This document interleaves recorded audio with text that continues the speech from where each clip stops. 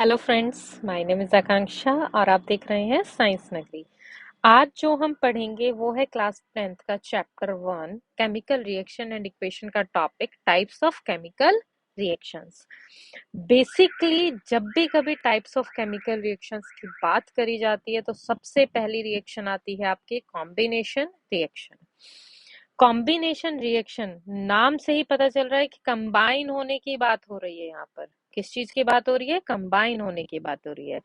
तो अगर हम डेफिनेशन देखें तो डेफिनेशन है a combination reaction is a reaction in which two or more substances combine to form a single new substance. To form a single new substance, it is also known as synthesis reaction. इसको इसके अलावा क्या कहा जाता है? Combination reaction के अलावा इसको क्या कह सकते हैं? सिंथेसिस रिएक्शन भी कह सकते हैं। तो यहाँ पर डेफिनेशन को रटने की बजाय हम समझने की कोशिश करते हैं इक्वेशन के थ्रू। देखिए यहाँ पर लिखा है टू और मोर सब्सटेंसेस। तो यहाँ पर हमने कितने सब्सटेंसेस लिए? ए और बी, टू सब्सटेंसेस लिए। दो या दो से ज्यादा भी सब्सटेंसेस आप ले सकते हो। मान लीजिए हमने तीन सब्सटेंसेस ले लिए, वो कंबाइन होकर क्या बनाएंगे? Single new substance. क्या बनाएंगे? सिंगल न्यू सब्सटेंस बनाएंगे। जैसे ए और बी ने कंबाइन होकर क्या बनाया? A B. ऐसे ही A plus B plus C ने कंबाइन होकर क्या बनाया? A B C. तो बना क्या रहे हैं? वो सिंगल न्यू सब्सटेंस बना रहे हैं। कोई भी दो या दो से ज्यादा सब्सटेंस मिलकर कोई एक सिंगल न्यू सब्सटेंस फॉर्म करते हैं। इसी रिएक्शन को हम कॉम्बिनेशन रिएक्शन कहते हैं। इसी को सिंथेसिस रिएक्शन भी कहा जाता है। सिंथेसिस का मतलब भी जुड़ना ही होता है, तो इसीलिए इसको क्या कहा जाता है? कॉम्बिनेशन रिएक्शन और सिंथेसिस रिएक्शन। तो चलिए एग्जाम्पल देखते हैं कॉम्बिनेशन रिएक्शन और सिंथेसिस रिएक्शन के। सबसे पहला एग्जाम्पल है, कार्बन को जब बर्न किया जाता है तो कार्बन क्या बनाएगी? Carbon dioxide. क्या बनाएगी? Carbon dioxide. ऐसे ही सल्फर क्या बनाएगा? Sulphur dioxide. नाइट्रोजन क्या बनाएगा? Nitrogen dioxide. ऐसे ही जब हम हाइड्रोजन की बात करते हैं तो हाइड्रोजन क्या बनाएगा? वाटर मॉलिक्यूल बनाएगा। फिर अगर हम बात करें सोडियम की तो सोडियम और क्लोरीन मिलकर क्या बना रहे हैं? सोडियम क्लोराइड, जिसको कॉमन लैंग्वेज में टेबल सॉल्ट भी बोला जाता है। जो आप नमक खाने में इस्तेमाल करते हो यह वही है।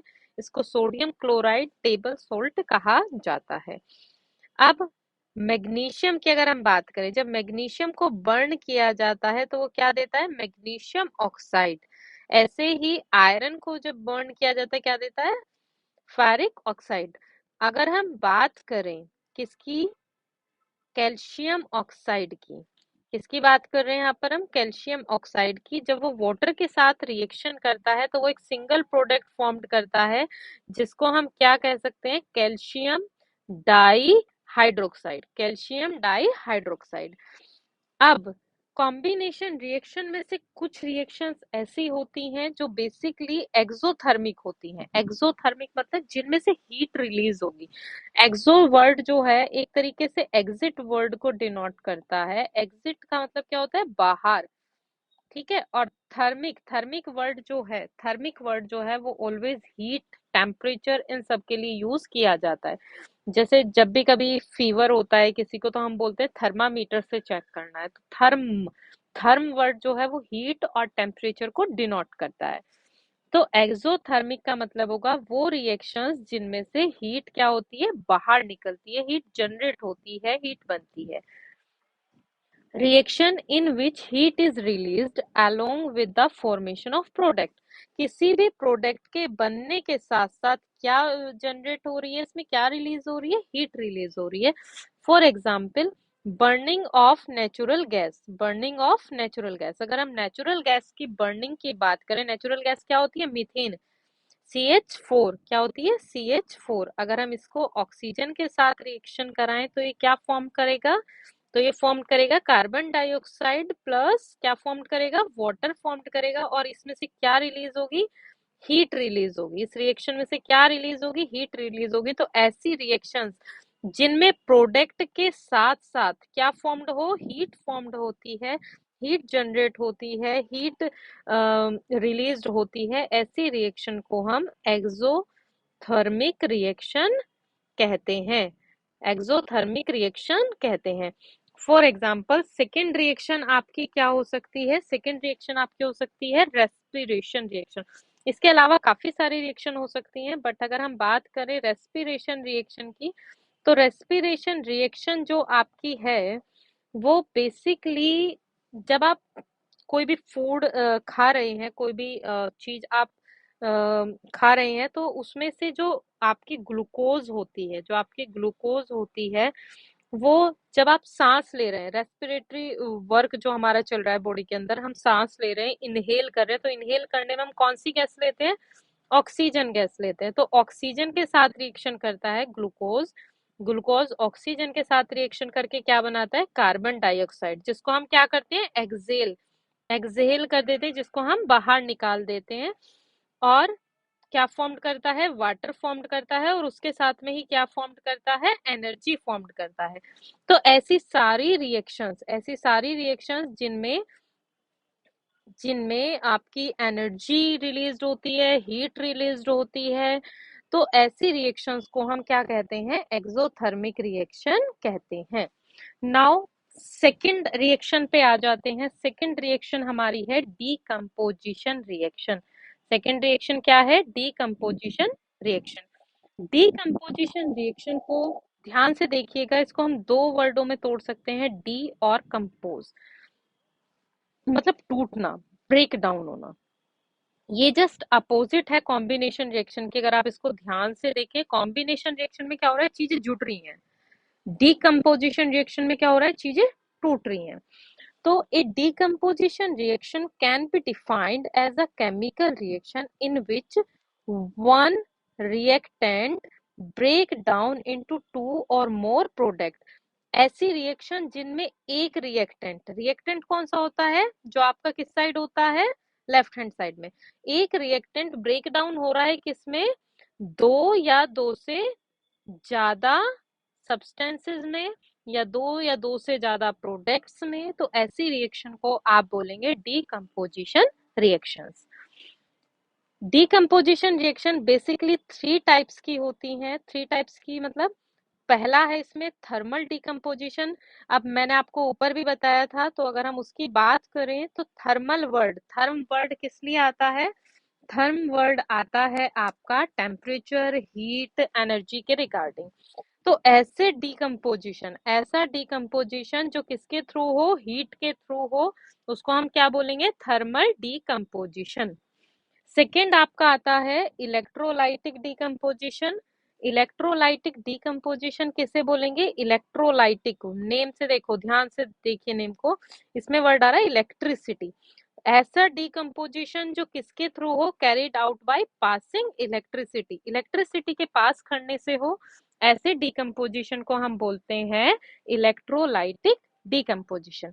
थर्ड आपका आता है फोटोलाइटिक डीकंपोजिशन।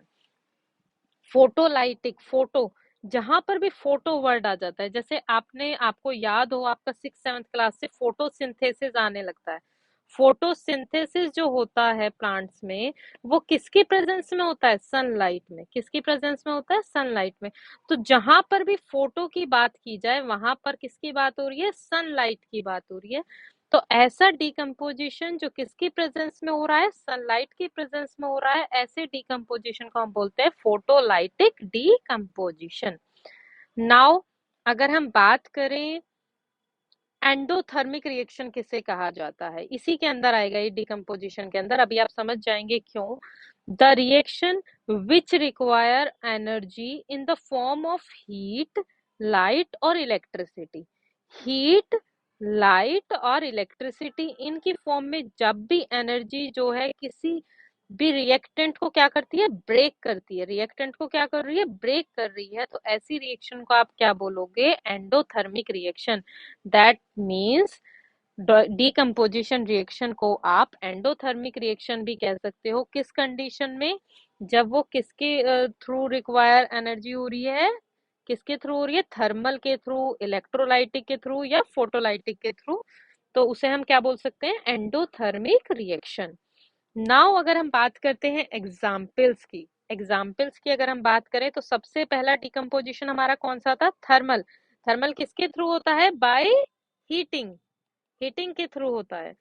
तो सबसे पहले हमने लिया कैल्शियम कार्बोनेट। कैल्शियम कार्बोनेट को जब हीट किया, कैल्शियम कार्बोनेट को जब हीट किया तो क्या बनाया उसने, कैल्शियम ऑक्साइड, और क्या रिलीज हुई, कार्बन डाइऑक्साइड गैस रिलीज हुई। किसके उसमें हुई, किसके उसमें टूटा इसको, डिकम्पोज किसके प्रेजेंस में किया इसको, हीट के प्रेजेंस में। कैल्शियम कार्बोनेट का डिकम्पोजिशन किसके प्रेजेंस में किया, हीट की प्रेजेंस में किया। दैट मीन्स ये कैसा डिकम्पोजिशन हुआ, थर्मल डिकम्पोजिशन। कौन सा डिकम्पोजिशन हुआ, ये थर्मल डिकम्पोजिशन। नाउ सेकंड अगर हम आ जाएं, सेकंड हमारा है फेरस सल्फेट। फेरस सल्फेट को जब हीट किया जाता है तो डिवाइड हो जाता है, ब्रेक डाउन हो जाता है किस किस में, फेरिक ऑक्साइड में, SO2 में और SO3 में। सल्फर डाइऑक्साइड और सल्फर ट्राइऑक्साइड में क्या हो जाता है, ये आपका ब्रेक डाउन हो जाता है। किसके थ्रू हुआ, हीट के थ्रू हुआ। तो ये भी कैसा डिकम्पोजिशन हुआ, थर्मल डिकम्पोजिशन हुआ। नाउ थर्ड पे आ जाते हैं, थर्ड रिएक्शन पे। थर्ड रिएक्शन हमारी क्या है, लेड नाइट्रेट। लेड नाइट्रेट जो है हमारी, जब हम उसको हीट में रखते हैं या हीट प्रोवाइड कर रहे हैं तो वो ब्रेक डाउन हो जाता है। ब्रेक डाउन हो जाता है किस किस में, लेड ऑक्साइड में, नाइट्रोजन डाइऑक्साइड में और ऑक्सीजन में। तो इस तरह डीकम्पोजिशन कौन सी रिएक्शंस होती हैं, जिनमें single product, single reactant break down हो जाता है किसमें, टू और मोर प्रोडक्ट्स में क्या हो जाता है, ब्रेक डाउन हो जाता है। ऐसी रिएक्शन को हम क्या बोलते हैं, डीकम्पोजिशन रिएक्शन। हमने सबसे पहला डीकम्पोजिशन पढ़ा थर्मल, जो किसके थ्रू होता है, बाय हीट के थ्रू होता है। तो ऐसे डीकम्पोजिशन को हम क्या बोलेंगे, thermal decomposition. Now second decomposition पे आ जाते हैं। सेकेंड डीकम्पोजिशन है हमारा इलेक्ट्रोलाइटिक डीकम्पोजिशन। इलेक्ट्रोलाइटिक डीकम्पोजिशन क्या होता है, जब इलेक्ट्रिक करंट को पास करा जाता है। ये हम किस पे करेंगे, वाटर पे करेंगे। वाटर को जब, वाटर में जब इलेक्ट्रिक करंट पास करा जाता है तो वो किस किस में ब्रेक डाउन हो जाता है, हाइड्रोजन और ऑक्सीजन में ब्रेक डाउन हो जाता है। ऐसी रिएक्शन जिनमें इलेक्ट्रिक करंट पास करने से डीकम्पोजिशन हो उनको क्या बोलेंगे, इलेक्ट्रोलाइटिक डीकम्पोजिशन।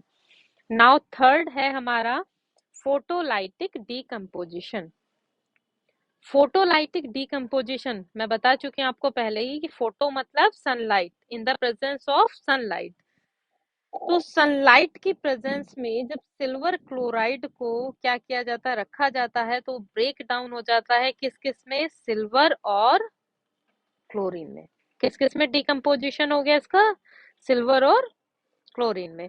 ऐसे ही जब सिल्वर ब्रोमाइड को सनलाइट की प्रेजेंस में रखा जाता है तो किस किस में ब्रेक डाउन हो जाता है, सिल्वर और ब्रोमीन में। सो अगर हम बात करें डीकम्पोजिशन की तो तीन टाइप के हुए। एक हुआ किसके थ्रू, हीट के थ्रू। सेकेंड हुआ किसके थ्रू, इलेक्ट्रिक करंट के थ्रू। और थर्ड क्या हुआ, आपका सनलाइट के थ्रू। तो ये सारे जो डीकम्पोजिशन है ये किसी भी सिंगल सब्सटेंस को टू या टू से ज्यादा सब्सटेंसेस में ब्रेक डाउन कर देते हैं। तो ऐसी रिएक्शंस आपकी क्या कहलाएंगे, डीकम्पोजिशन रिएक्शंस। नाउ अगर हम बात करें सिल्वर क्लोराइड, जो हमने अभी ऊपर पढ़ा था, turns grey on exposure to sunlight. जब भी कभी उसको सनलाइट की प्रेजेंस में रखा जाता है तो वो ग्रे में एक्सपोर हो जाता है in the presence of sunlight. Above reaction is used in black and white photography. Photography जो होती है ब्लैक एंड व्हाइट वाली, उसमें इसी रिएक्शन को यूज किया जाता है। सिल्वर जो क्लोराइड है उसमें किसी भी फोटो को डिप किया जाता है एंड देन उसको धूप में सुखा दिया जाता है। नाउ अगर हम बात करें थर्ड रिएक्शन की, थर्ड रिएक्शन है हमारी डिस्प्लेसमेंट रिएक्शन। इसके भी नाम से ही शुरुआत करेंगे हम। डिस, मैंने नीचे लिखा हुआ है तोड़ के इसको, ये देखिए यहाँ पर। डिस मतलब हटाना, ठीक है। प्लेस मतलब जगह, और मेंट मतलब प्रोसेस या प्रक्रिया। ऐसा प्रोसेस या ऐसी प्रक्रिया जिसमें एक कंपाउंड या एक एलिमेंट दूसरे एलिमेंट को उसकी जगह से हटा देता है, ऐसी रिएक्शन को हम कहते हैं डिस्प्लेसमेंट रिएक्शन। लाइक एक एम्प्लॉय किसी ऑफिस में प्रॉपर वर्क नहीं कर रहा है, अच्छे से काम नहीं कर रहा है, तो जो अथॉरिटी होगी, जो टीम होगी, वो क्या करेगी, उसकी जगह किसी और अच्छे पर्सन को हायर कर लेगी, अच्छे पर्सन को रख लेगी। क्यों? जिससे वो मोर इफेक्टिव वर्क दे सके, है ना। तो पहले वाला जो था वो लेस था, तो वो क्या हो गया, रिड्यूस हो गया, उसको हटा दिया गया, उसको डिस्प्लेस कर दिया गया, उसकी जगह पर दूसरा आ गया। तो यही डिस्प्लेसमेंट रिएक्शन है। The chemical reaction in which more reactive element, जो मोर रिएक्टिव एलिमेंट होगा मतलब जो ज्यादा ताकतवर है, वो डिस्प्लेस कर देगा किसे, लेस रिएक्टिव एलिमेंट को। वो किसे रिप्लेस कर देगा, लेस रिएक्टिव एलिमेंट को। तो ऐसी रिएक्शंस आपकी कहलाती हैं डिस्प्लेसमेंट रिएक्शन। फॉर एग्जांपल हमने यहाँ पे लिखा ए प्लस बी सी। अब मान लीजिए ये एक आम आदमी है, ये जा रहा है, इसके पास 50,000 रुपए हैं। कितने रुपए हैं? 50,000 रुपए हैं। सी क्या है, अमाउंट, ठीक है। इसके पास कितने रुपए हैं? 50,000 रुपए हैं। और ये बी नाम का कोई आदमी है, ये लेके जा रहा है। ए आया, इसके पास क्या है, गन है। इसके पास क्या है, गन है। इसने इसको गन दिखाई और इससे क्या ले लिए, इसके 50,000 रुपए ले लिए, और बी क्या रह गया, अकेला रह गया। तो गन के साथ ये क्या था, पावरफुल था। गन के साथ ये क्या था, पावरफुल फील कर रहा था, इसलिए इसने इससे क्या कर लिया, सी को ले लिया। इसका मतलब जब भी कभी जो ज्यादा रिएक्टिव एलिमेंट होगा, मोर रिएक्टिव जो एलिमेंट होगा, वो किसे डिस्प्लेस कर देगा, लेस रिएक्टिव एलिमेंट को डिस्प्लेस कर देगा। आगे आ जाइए, एग्जाम्पल देखते हैं अब इसका। एग्जाम्पल में हमने क्या किया है, आयरन की रिएक्शन कराइए किससे, कॉपर सल्फेट से। किससे रिएक्शन कराइए, कॉपर सल्फेट से आयरन की रिएक्शन कराइए। तो आयरन, क्योंकि आयरन क्या है, आयरन कॉपर से मोर रिएक्टिव है, इसलिए वो कॉपर को क्या कर देगा, डिस्प्लेस कर देगा, अलग हटा देगा। तो यहाँ पर आयरन जुड़ गया, Fe जुड़ गया SO4 के साथ, और कॉपर क्या हो गया, अलग हो गया। मतलब आयरन ने कॉपर को क्या कर दिया, डिस्प्लेस कर दिया, उसकी जगह से हटा दिया। तो ऐसी रिएक्शन आपकी कहलाती है displacement reactions. The the iron nail becomes brownish in color by deposition of Cu, and blue color of CuSO4 change to dirty green color due to formation of FeSO4. So basically displacement reaction किसका game है, ताकत का game है। जो जितना ज्यादा reactive element होगा, वो लेस रिएक्टिव एलिमेंट को क्या कर देगा, डिस्प्लेस कर देगा और उसकी जगह को ले लेगा। सेम एग्जांपल ले लेते हैं नेक्स्ट। कॉपर का सेम रिएक्शन है बिल्कुल। कॉपर सल्फेट के सॉल्यूशन में हम क्या डालेंगे, जिंक। जिंक डालेंगे तो जिंक कॉपर से क्या होता है, रिएक्टिव होता है। कॉपर से ज्यादा रिएक्टिव है, तो वो क्या कर देगा, कॉपर को डिस्प्लेस कर देगा। जिंक ने कॉपर सल्फेट के साथ रिएक्शन करके क्या बनाया, जिंक सल्फेट, ठीक है। उसने कॉपर को यहाँ से डिस्प्लेस करके अलग कर दिया है और उसकी पोजीशन ले ली है। तो इसीलिए ऐसी रिएक्शंस को हम क्या कहते हैं, डिस्प्लेसमेंट रिएक्शन कहते हैं। नाउ अब आ जाते हैं नेक्स्ट रिएक्शन पर। नेक्स्ट रिएक्शन है हमारी double displacement reaction. Displace word हमने अभी समझा था, किसी को भी उसकी जगह से हटाना। अब आ जाता है डबल। डबल मतलब दोनों तरफ से ये रिएक्शन हो रही है। अगर तुमने मेरा लिया तो मैं तुम्हारा भी लूंगा कोई सामान। मान लीजिए हम दोनों लंच मैंने छीन के खा लिया आपको, ठीक है।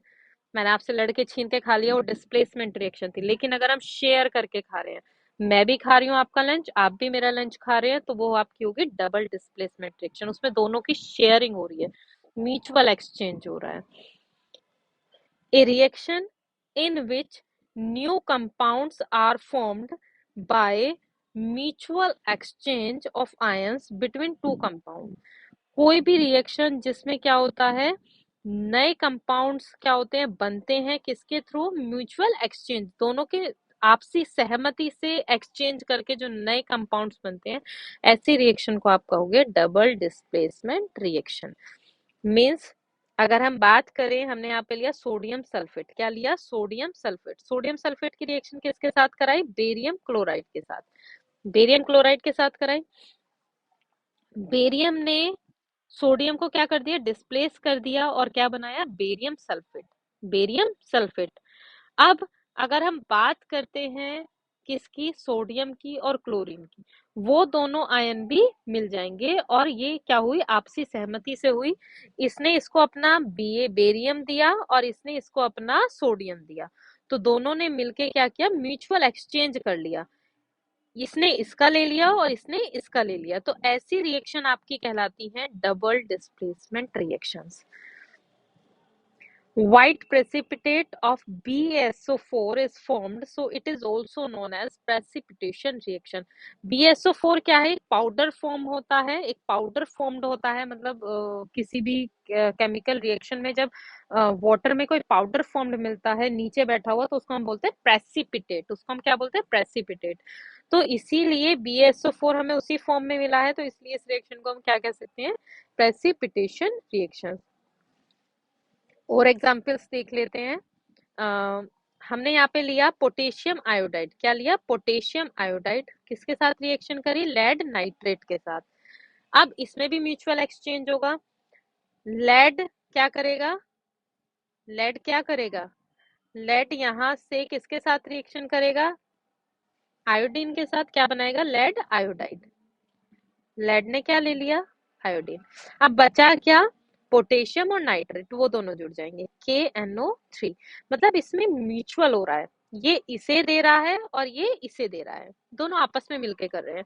सेम ऐसे ही KBr, पोटेशियम ब्रोमाइड और बेरियम आयोडाइड की जब रिएक्शन कराई जाती है तो क्या बनता है? पोटेशियम आयोडाइड और BaBr2।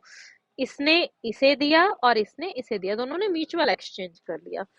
सो नाउ यहाँ पर हमारी डबल डिस्प्लेसमेंट रिएक्शन खत्म हो गई है, डिस्प्लेसमेंट रिएक्शन खत्म हो गई है, कॉम्बिनेशन रिएक्शन खत्म हो गई है, आपकी डिकम्पोजिशन रिएक्शन खत्म हो गई। मैंने कोशिश की है बच्चों आपके लिए कि मैं ज्यादा से ज्यादा एग्जाम्पल लेके आ पाऊँ, जिससे जब एग्जाम में आप लोग देखें तो आप पहचान जाए कि कौन सी रिएक्शन है।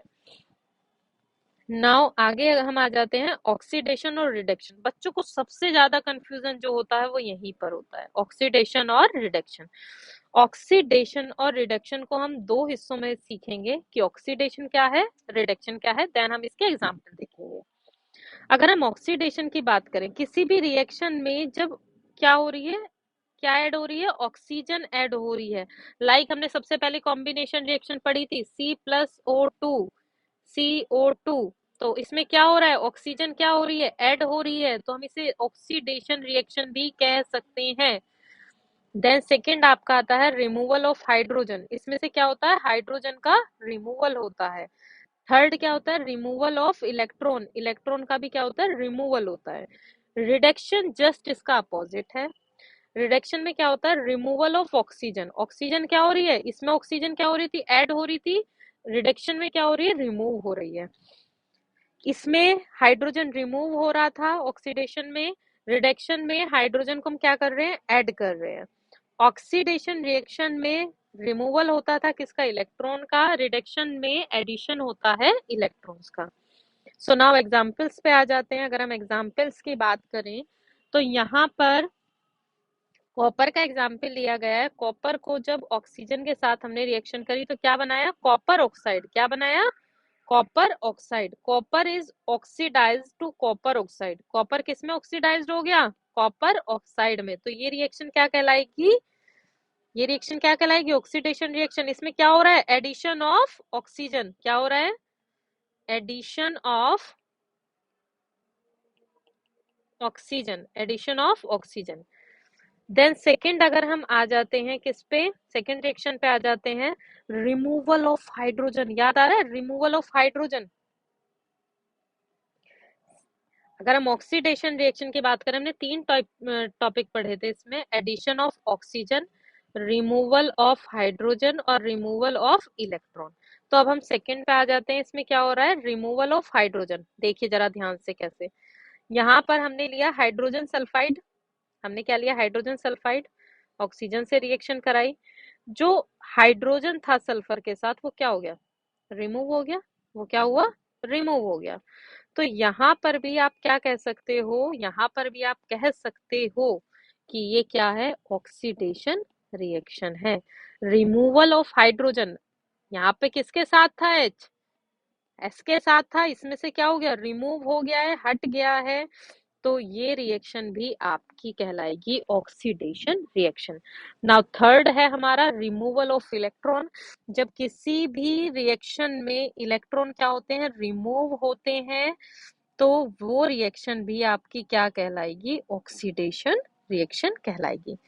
नाउ आ जाते हैं रिडक्शन रिएक्शन पर। रिडक्शन रिएक्शन क्या थी, जस्ट अपोजिट थी ऑक्सीडेशन रिएक्शन के। इसमें क्या होगा, इसमें क्या होगा, रिमूवल ऑफ ऑक्सीजन। देखिए पोटेशियम क्लोरेट लिया हमने, क्या लिया, पोटेशियम क्लोरेट 2KClO3, ठीक है, KClO3 पोटेशियम क्लोरेट हमने लिया, किस किस में डिवाइड हो गया, 2KCl पोटेशियम क्लोराइड में, और ऑक्सीजन अलग निकल गई। ऑक्सीजन अलग निकलना मतलब removal of oxygen, removal of oxygen, oxygen का क्या हो रहा है, रिमूव हो रहा है, ऑक्सीजन निकल रही है, तो ऐसी रिएक्शन आपकी कहलाएंगी रिडक्शन रिएक्शन।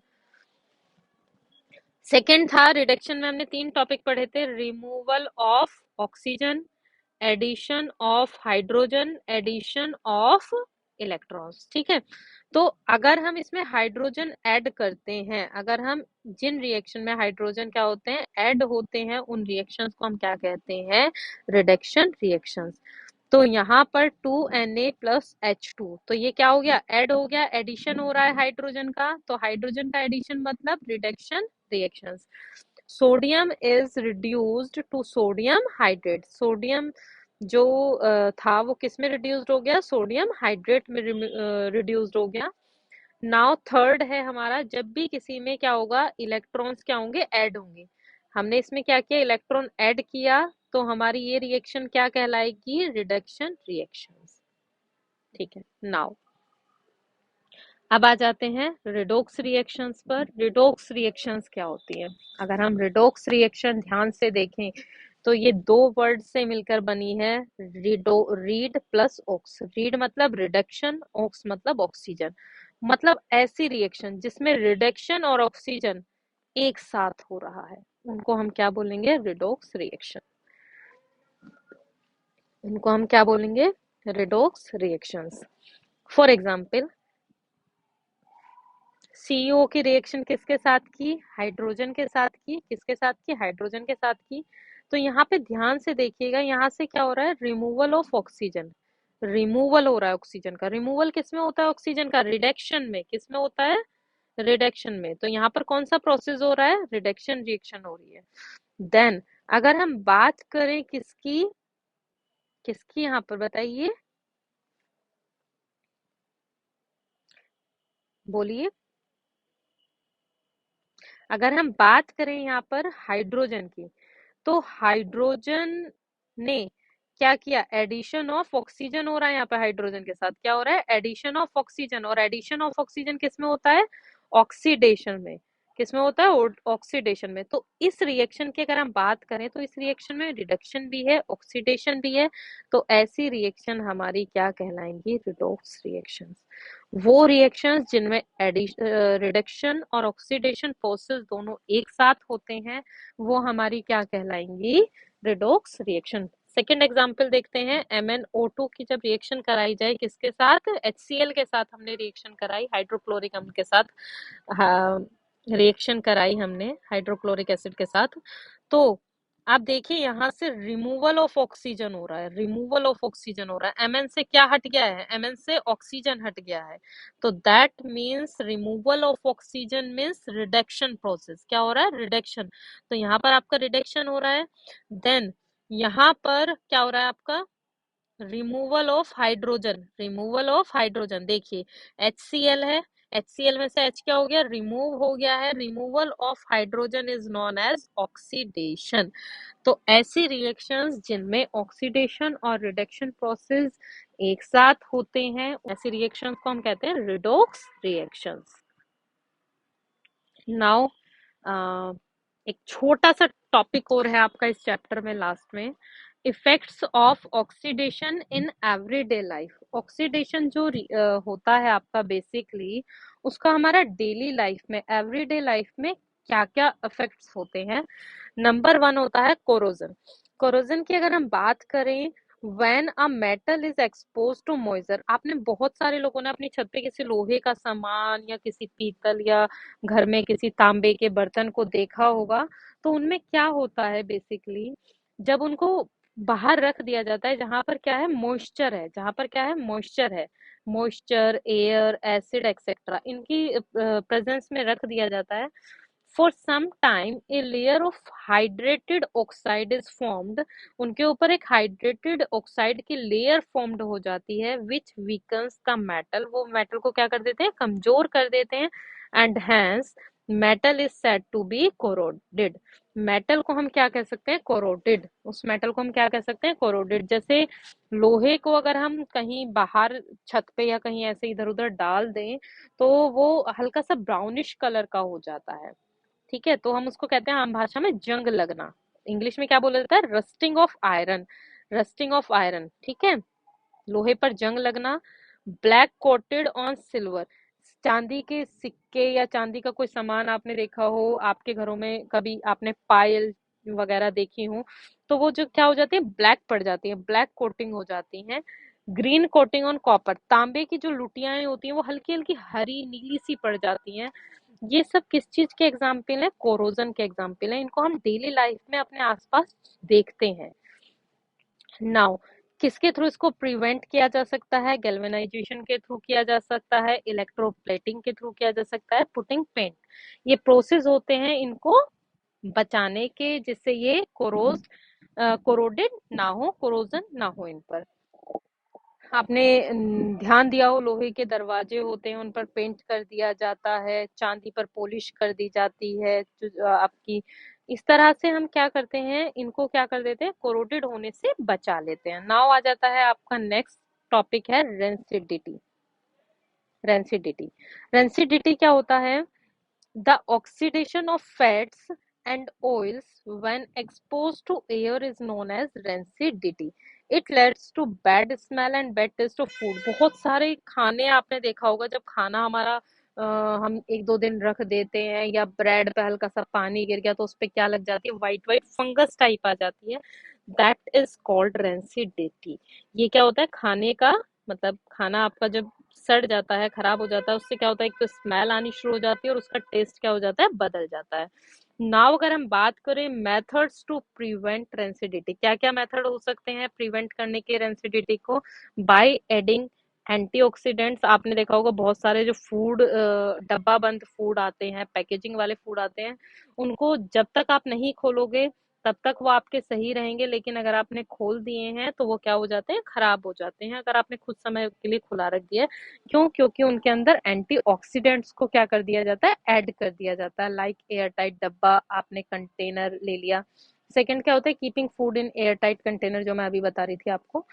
तो जैसे आपने नमकीन या बिस्किट को खुले में रख दिया तो वो पूरी तरह सील जाती है, अजीब सी हो जाती है, तो ऐसे में क्या करना होता है, एयर टाइट कंटेनर में उसको फूड को रखना चाहिए।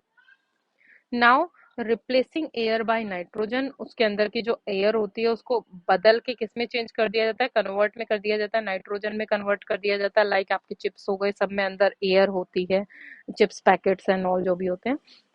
नाउ उसको प्रिवेंट करने का मेथड हो सकता है रेफ्रिजरेटर, की आप सब्जी आपने बनाई, थोड़ी ज्यादा बन गई, तो आप एक एक दिन के लिए, मैक्सिमम एक टाइम के लिए या एक दिन के लिए आप रख सकते हैं। उसके बाद बेस बेसिकली मतलब उसके टेस्ट और मतलब स्मेल में बेशक ना कोई फर्क आया, लेकिन केमिकल रिएक्शन थोड़ा स्लो हो जाती है, होती है केमिकल रिएक्शन तब भी फूड के अंदर, लेकिन वो स्लो पड़ जाती है रेफ्रिजरेटर के अंदर।